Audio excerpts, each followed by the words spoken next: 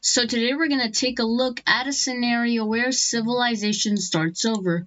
We're now on episode 32 of the series, and in the last episode we saw more decolonization in South America. We saw a growing influential battle over here in the Baltic Sea. We also saw Korea let go of its puppet state. And we also saw Norway give up a piece of Scotland they had over to Wales. And yeah, I'm pretty sure that's about it, about what happened last episode. Also, here's a little bit of an announcement. I made an ideology layer. So now there's ideology. Woohoo! Okay, now let's get into the video. Now, first off, as we can tell in the ideology layer, there's this dark green fascist country here, and right under there's a democratic country. And when India found out that this country is fascist, that was a big old no to them. So you wanna know what India's gonna do? They're gonna declare war on this dark green country to force them into democratic ways. So Indian troops cross the border, capture this major city over here, and now things are about to go down. Oh, and by the way, if you're wondering why this country is fascist, basically the world is starting to get a bit radicalized because the economies of most countries ain't been doing so hot lately. And I'll talk more about that later. But first, we gotta do this invasion. So, Indian troops push into the southern parts of this country. And if you're wondering, yes, this country is the remnants of the northern Azerbaijani country, which used to be really big. Like, they have, they went up to here, and they kind of did like that. And they're kind of like that. I'm pretty sure that was the shape of them. And yeah, they're the remnants of that country that lost World War I, which is why we see it splintered here. And this country, its economy was horrible after World War I. Poverty in here was through the world. Was through the roof. So, here, radicalism was extremely popular, which caused this country to turn fascist. And now India, finding this out, they're gonna try to turn this country into a democracy. So, now let's continue the war. So, the invasion of this country continues, and so far so good. And now I'm gonna call this country Kyrgyzstan, since it's like in the Kyrgyzstan area.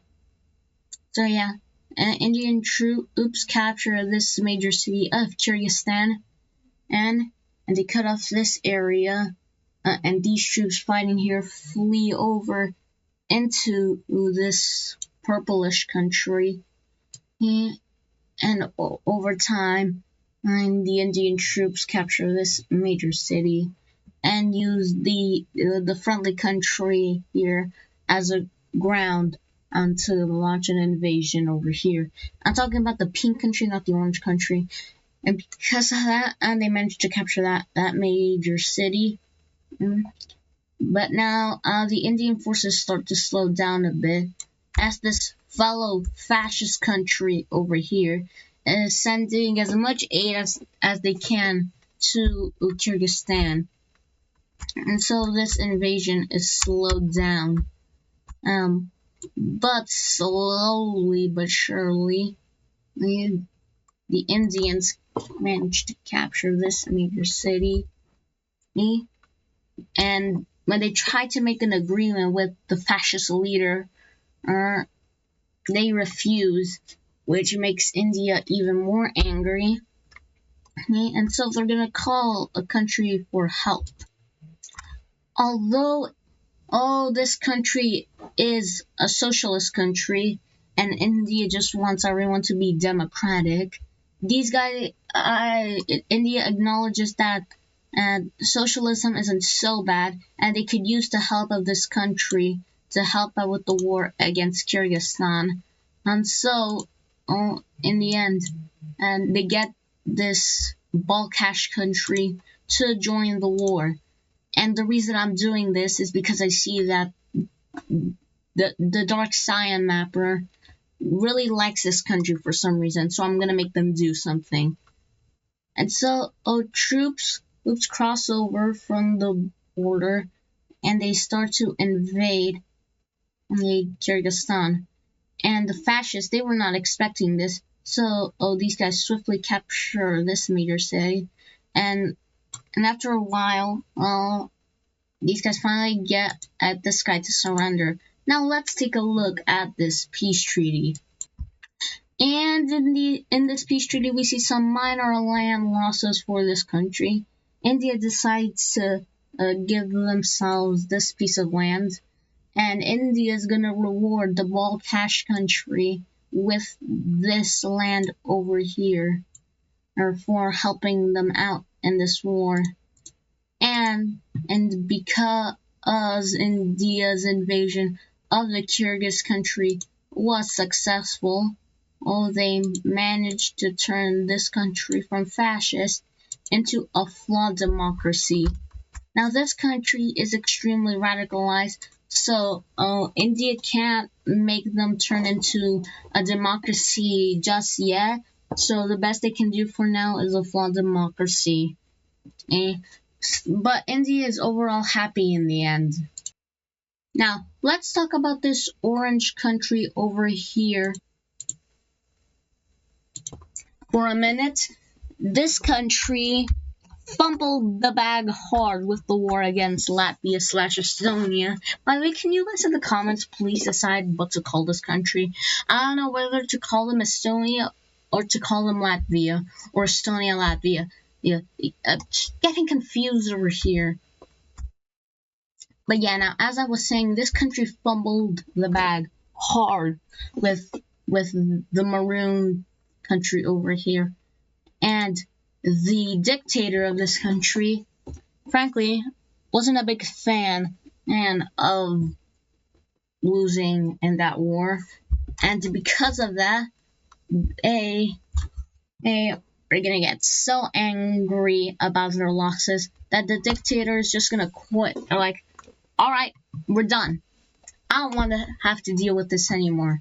I wanted this country to be great, but I give up. This country is forsaken. There's nothing you can do about it. And with no one to kind of lead the country, the maroon team swoops in to make this country go from a dictatorship to a flawed democracy. The Estonians, the reason why they decided to do that was because, well, democracy is good, and it's not like anyone else was gonna do it.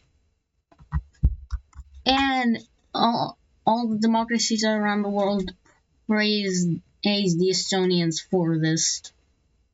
So, yeah, that's about what I wanted to talk about there. Now it's time for like our daily South American decolonization or whatever. The red team lets go of this like Amazonian area, so I'm gonna call this country Amazon because it's literally in the Amazon. Like, what do you want me to say?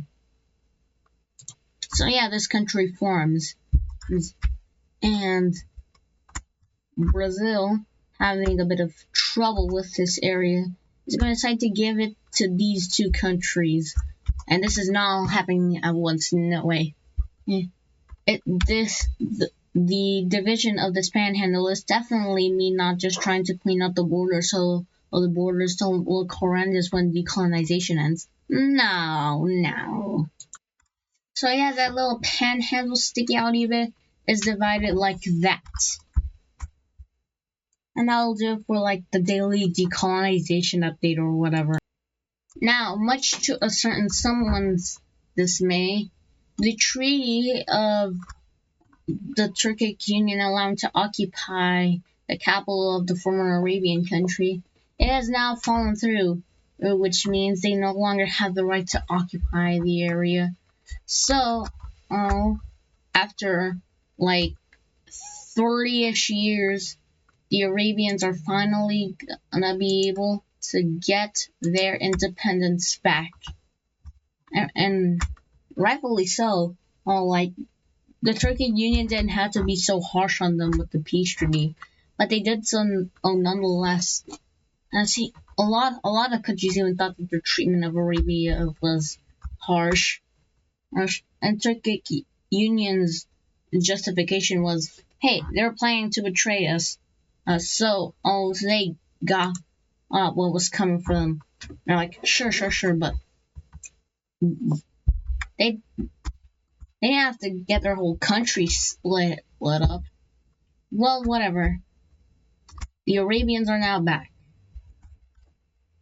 The Turkish Union isn't a big fan of that. Now, I'm just gonna tell you guys something real quick. This is like an actual year confirmation. The current year that Wixo is in is 1928. World War I's peace treaty was signed on the year 1808, I think. World War I lasted 10 years. So I just wanted to let you guys know. By the way, Amazon is a constitutional monarchy. I'm just letting you guys know. Now, next up, as you can see, this tiny little gold team over here is an anarchist country, which means there are no laws here. You can do whatever you want. And it's chaos in this country. And it's starting to bleed over into the neighboring countries. And countries like Prussia and Crimea aren't a big fan of that. So they are going to do something about it. Crimea is going to take the initiative to coup d'etat this country and forcing them into a dictatorship. And Prussia's like, whoa. Well, can you just make them a monarchy instead? And Crimea's like, haha, very funny. No. And Prussia's like, now that's just not cool. Now Prussia is obviously feeling threatened by Norway, but they're now also feeling threatened by Crimea's sudden and inadequate actions against the anarchy happening in this gold team country. So I'll feel like they have to do something. The Prussians are gonna make their own alliance, and it's gonna be the Triangle Alliance. Now, this alliance is basically just guaranteed protection from Prussia. And some countries are interested in that. Now, automatically, Prussia's puppet state is going to join this alliance. And now, some other countries are going to join this alliance. Like Hungary is going to join this too. The yellow team is also going to be joining this alliance, but with a darker color, so you can actually see that the yellow team is part of the Triangle Squad. Now, even though the orange country is now heavily influenced by Estonia, it earns influence enough to the point that this country is going to just cut their ties with Prussia. So they are going to join as well. Now, interestingly enough, a country that Prussia wasn't expecting to join is not going to join. Alaska is going to join the Triangle Military Alliance.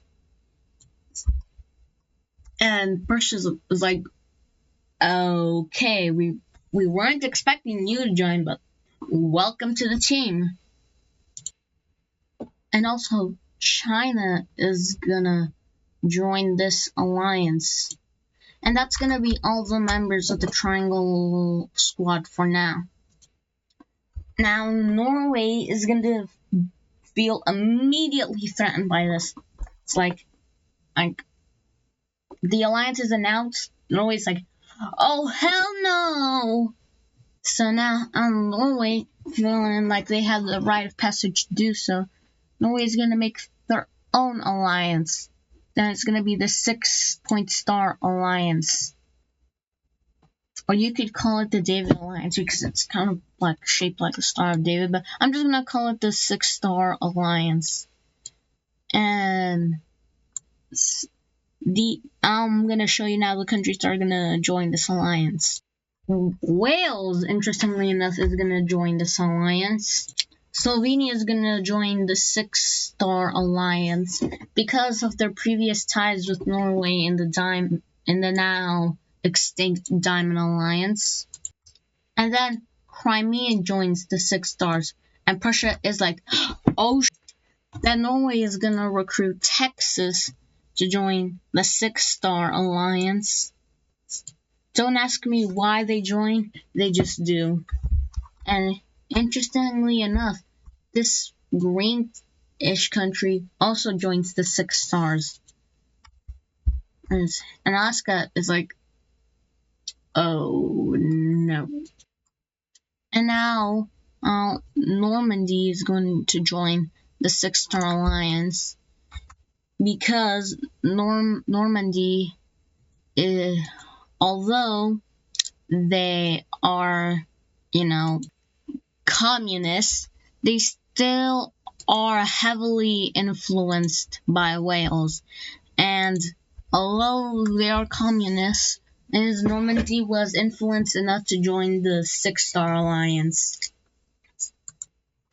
And those are all the countries that join either side for now. But we might see more countries pick a side in future episodes.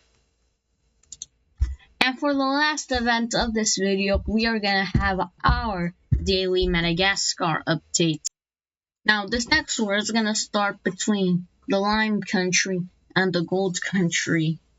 Basically, the Lime Country is claiming, like, the Gold Team's panhandle. Like, they are claiming this area.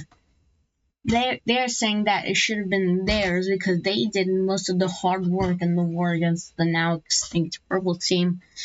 And the Gold Team is like, no, we got this fair and square because it used to be our land before the now extinct Purple Team took it from me. You're just being petty. And this sets the dictator of this country off. And what do I mean by that? An invasion of the Gold Country, of course. What else would that mean? But, unbeknownst to the Lime Team, the Gold Team had signed a secret defensive pact with a country to the Lime Team's west. That's right, the Orange Team joins the war against the Lime Team. So, Orange Team troops start to push into the Lime Team's border. And since they were not expecting this, the Orange Team makes a spearhead over here and cuts the Lime Country in half. Now, since the dictator of this country, stupidly enough, sent all of their army down here. They have like no one to protect the capital. So, the orange team makes another spearhead over here and cuts off the capital from the rest of the country. Now, over time, the capital is slowly sieged, and then it is captured. Ignore paint on it lagging.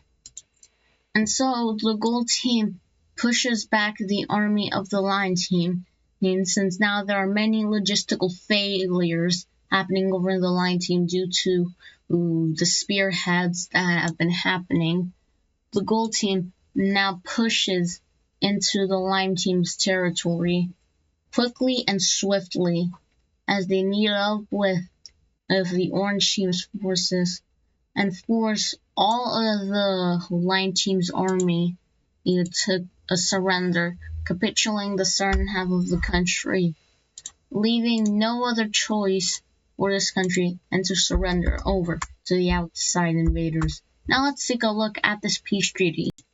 And in this peace treaty, we see the gold team gets these southern countries, these provinces, and the orange team gets all of the country's territory. The reason I'm making like the lime team country annex the orange country is because the lime green just looks better here. No, the lime team did not just annex the orange team. It's the other way around. I just think that the lime green color fits better here. So that's why I am doing that. Okay? Okay. But anyway, that'll do it for this Saturday's episode of What If Civilization Started Over. Please leave a like and subscribe, smash the notification bell, smash the like button, smash the subscribe button, and I'll see you on the flip side. Bye-bye.